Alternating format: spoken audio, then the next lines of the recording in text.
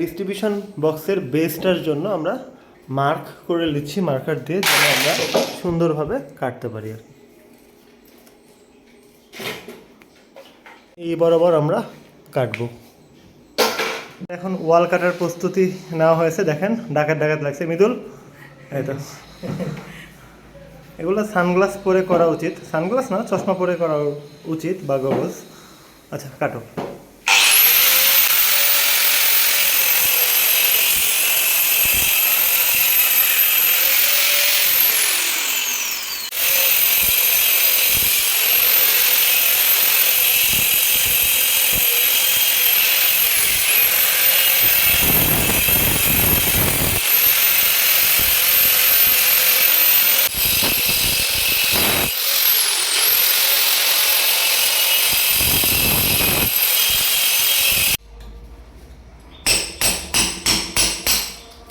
এগুলা কাজ যত প্র্যাকটিক্যালে আপনারা করবেন তত বেশি শিখবেন।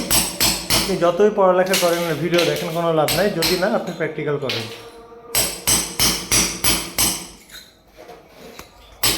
চিন্তা করে দেখতে পারেন যে এখানে কি ধরনের কাজগুলো হয়। মানে একজন যে ডেভেলপার যে সারাদিন ওয়েবসাইটের সাথে থাকে, সারাদিন প্রোগ্রামের সাথে থাকে, বা যারা সারাদিন কম্পিউটার রিলেটেড কাজের সাথে থাকে, তারা এই ধরনের কাজগুলো করছে, তাহলে বুঝতেই পারছেন এটা কোন ধরনের ফিল্ড।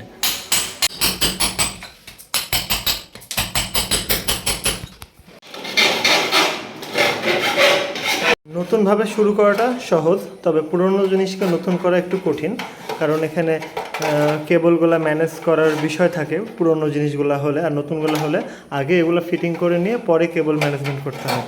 তো এটা একটা মানে বাধা আর কি।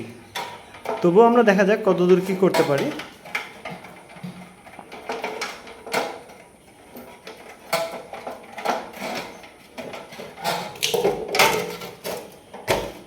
আচ্ছা মোটামুটি হয়ে গেছে, আর একটু ডিপ একটা সাইড সুইট ক্লিয়ার করলেই হয়ে যাবে আর কি। এই কাজটা করতে গিয়ে রুমের কি অবস্থা হয়ে যাবে।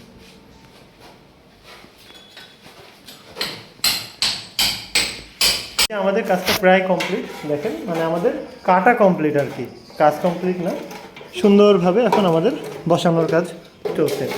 গোটা চুল শক্ত হয়ে গেছে, এমন বালু বুঝে খুব সুন্দরভাবে এখন আমরা সুন্দরভাবে চারিদিকে প্লাস্টার করে দেব, সেটা সামনের ভিডিওতে আপনারা দেখতে পাবেন। ধন্যবাদ।